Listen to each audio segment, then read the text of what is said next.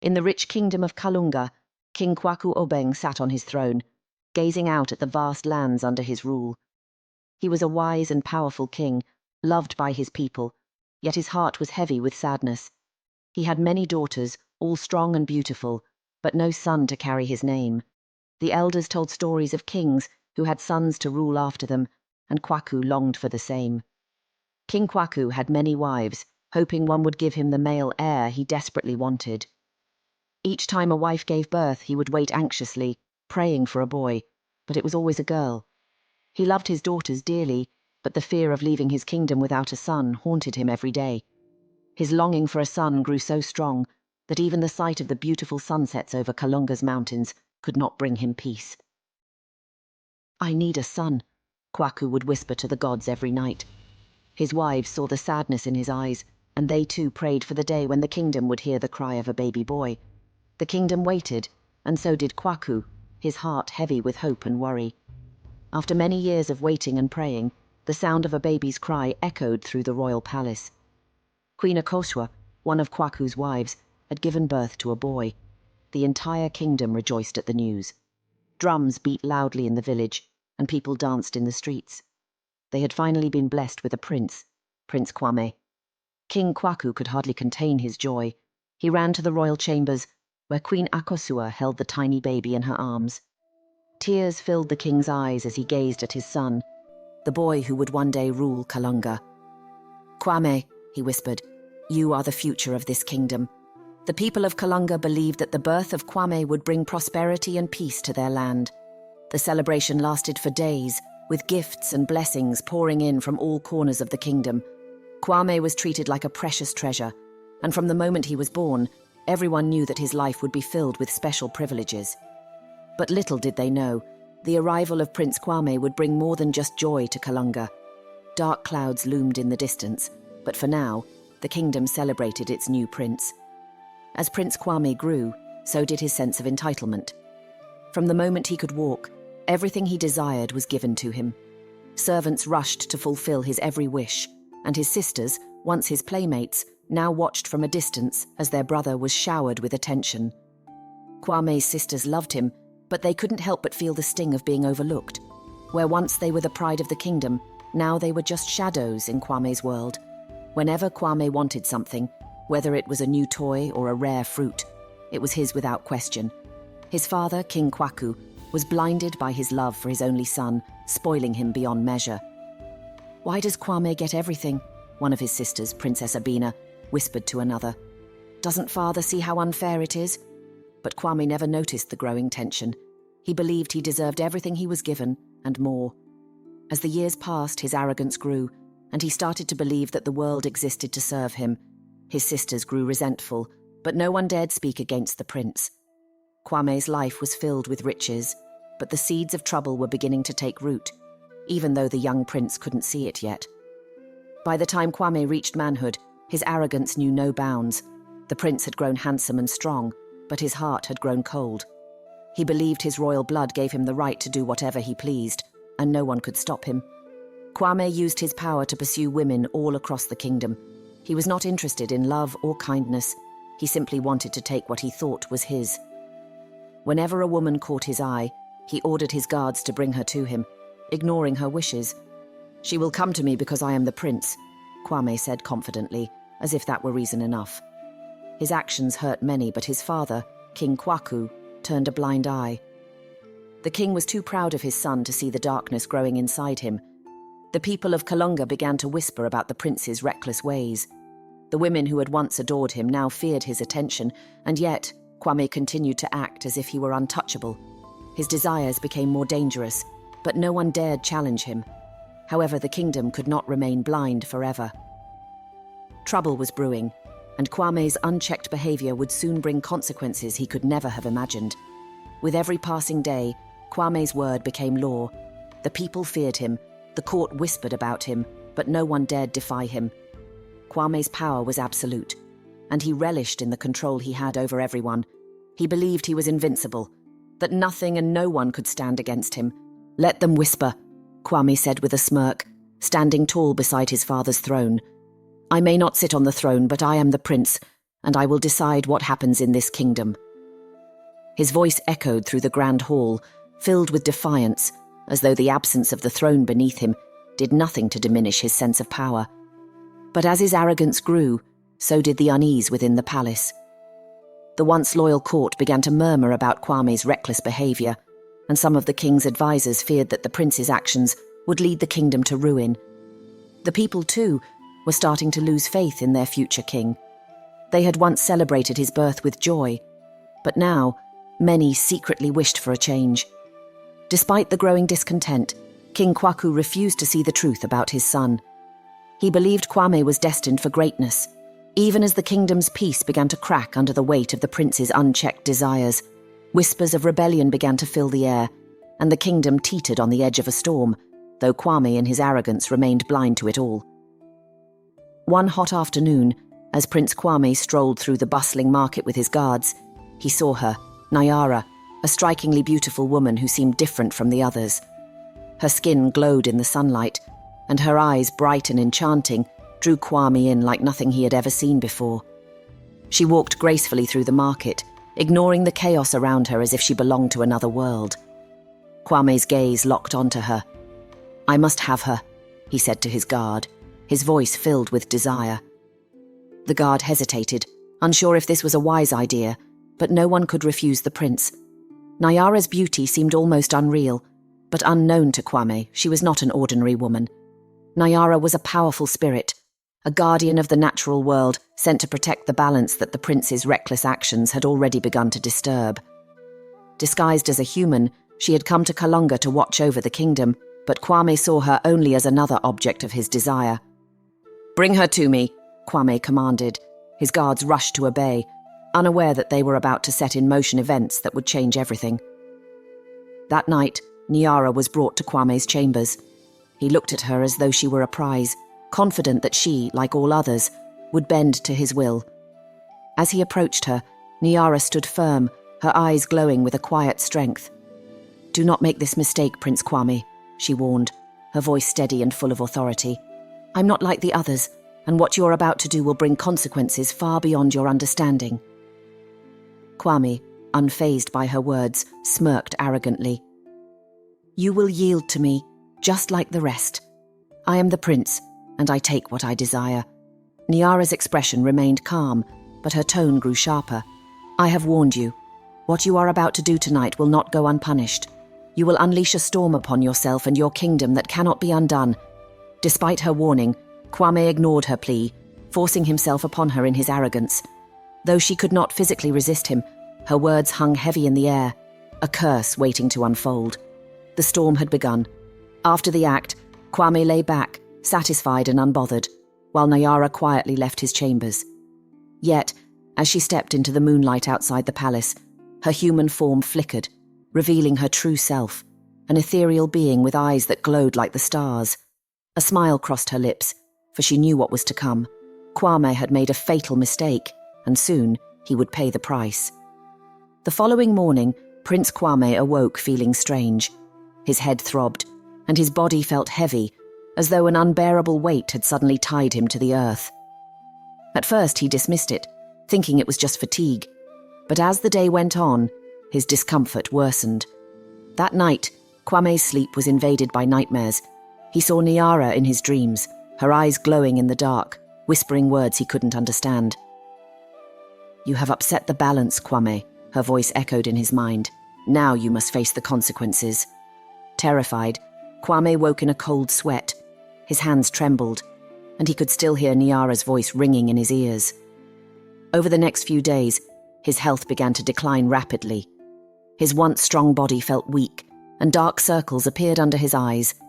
He could no longer sleep without being haunted by nightmares of Nyara, her calm voice always reminding him of what he had done. The royal court began to notice the unsettling change in Kwame, and whispers of something unnatural spread through the palace. The once proud and commanding prince had become a hollow version of himself, but the true peril was only beginning to unfold.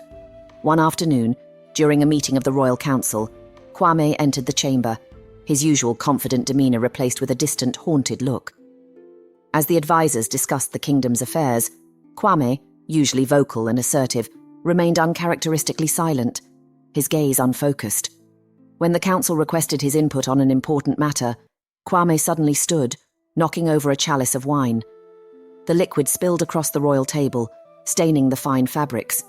The court fell silent, eyes fixed on the prince, expecting an apology or explanation. Instead, Kwame stared blankly at the mess he had caused, seemingly unaware of his surroundings. Moments later, without warning, he began muttering incoherently under his breath, his hands trembling.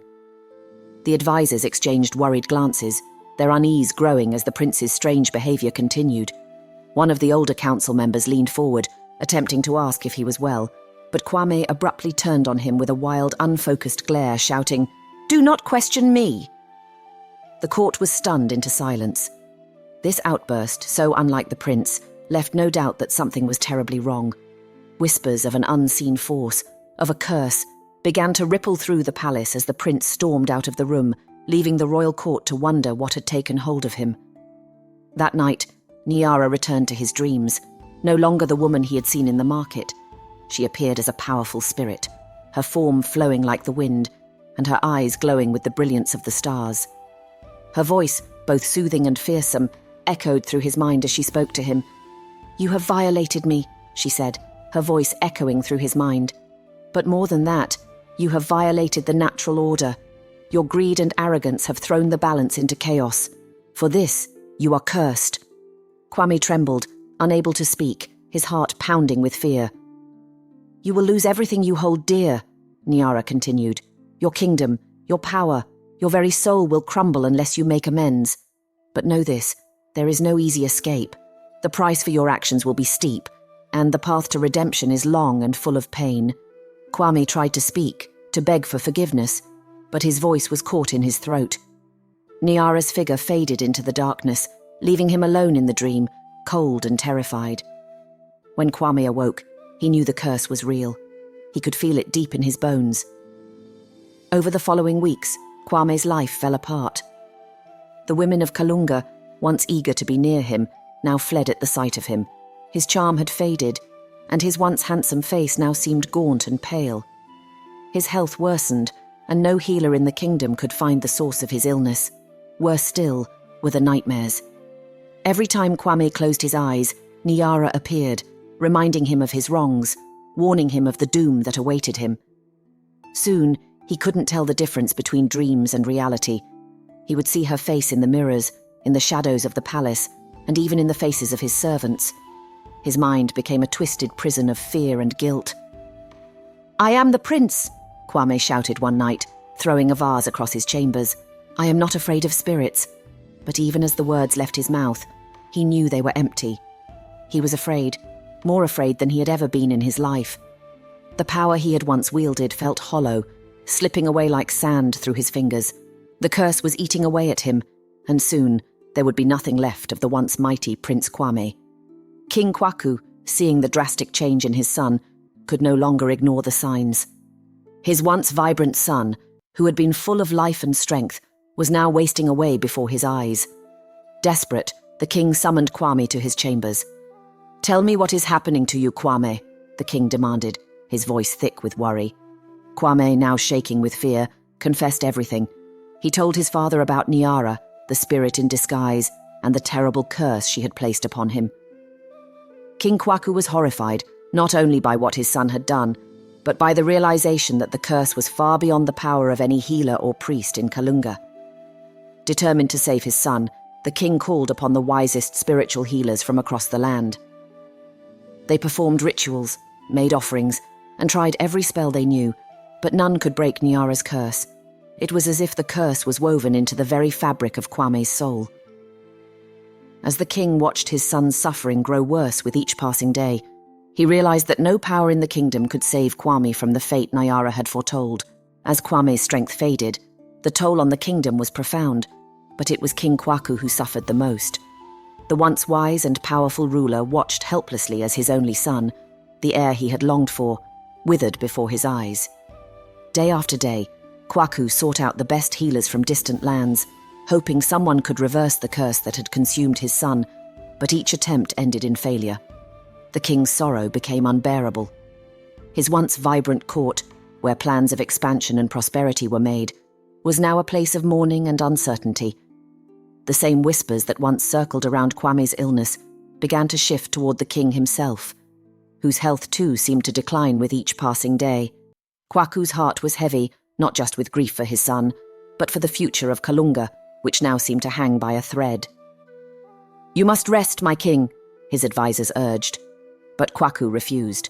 He spent every waking hour in his son's chambers, holding his hand, hoping for a miracle that would never come. As the days dragged on, the weight of despair proved too much for the aging king. Kwaku's once strong and commanding presence weakened, and it was not long before his body, like his heart, gave out. Surrounded by his court and his daughters, King Kwaku took his last breath, leaving Kalunga without a ruler in its most vulnerable time. The weight of King Kwaku's death rippled through Kalunga, but for Prince Kwame, the burden of the curse grew unbearable. His sisters, Princess Abena and Princess Afia, were now preparing for a battle he could no longer fight. The court had already lost faith in him, and the people, once hopeful for his leadership, now whispered his name with contempt. The kingdom's future was at stake, and Kwame could feel it slipping through his fingers, powerless to stop it. His nightmares worsened, each one filled with Nyara's voice, echoing the same ominous message. "Your curse is far from over. The kingdom will fall because of you." Kwame could barely eat, barely sleep. His body was failing him. His once handsome face was gaunt, his skin pale, and his eyes sunken. When he tried to rise from his bed, his legs trembled. He was no longer the prince who believed the world was his to command. He was a broken man, haunted by his past, and crippled by the curse. One afternoon, as the court gathered to discuss the kingdom's future, Kwame sat silently, watching from the shadows of his chambers. He could hear his sisters' voices rise in the grand hall, their words laced with the determination to take control. Abena, sharp and clever, had already secured the loyalty of several influential nobles. Afia, ever the tactician, stood by her sister's side, offering unwavering support. The decision was drawing near. It was no longer a matter of if Kwame would lose the throne, but when. That night, Nyara appeared to him once again, her figure shimmering in the darkness of his room. This time, there was no warmth in her presence, only cold, unrelenting judgment. "It is almost time," she whispered, her voice like the wind cutting through the night. "You cannot escape the storm that is coming, Kwame." Kwame's breath came in shallow gasps. "What do you want from me?" he asked, his voice weak and trembling. Nyara's eyes glowed with a deep, unearthly light. "You brought this upon yourself. Your arrogance, your cruelty. They have set events in motion that cannot be undone. But this is not only your punishment, Kwame. Kalunga will suffer because of you. Your bloodline will fracture, and the kingdom will fall into chaos." He could feel the walls closing in on him, the weight of her words pressing down on his chest like a vice. "But there is still more to come," Nyara said, her voice growing colder. "The betrayal you fear most is not yet complete." Kwame's heart raced as Nyara faded into the shadows. His body trembled, knowing the truth that had been laid bare before him. His sisters, his own blood, were planning to take everything from him, and soon they would succeed. The next morning, whispers of rebellion grew louder. The people no longer saw their future in Kwame's hands. The kingdom was fracturing, just as Nyara had foretold. As Kwame lay in his bed, his strength all but gone, the sound of footsteps echoed outside his door. He knew who it was. The door creaked open and his sisters, Princess Abena and Princess Afia, entered the room. Their eyes were cold and their resolve was clear. "It's over, Kwame," Abena said, her voice steady, devoid of emotion. "You've lost. The court has decided. It's time for new leadership." Kwame looked at his sisters, his heart sinking. "You would betray me? Your own blood?" he whispered, his voice shaking with a mixture of anger and fear. "This is not betrayal," Abena replied calmly. "This is survival. Kalunga cannot afford to wait for a prince who will never rule." Afia stepped forward. "We have the support of the court, and the people are with us. The kingdom needs a leader now, Kwame, not a cursed prince." Kwame tried to rise from his bed, but his body failed him. He was too weak, too broken to fight back. As he lay there, watching his sisters walk away, he realized that his nightmare was far from over. The curse had only just begun,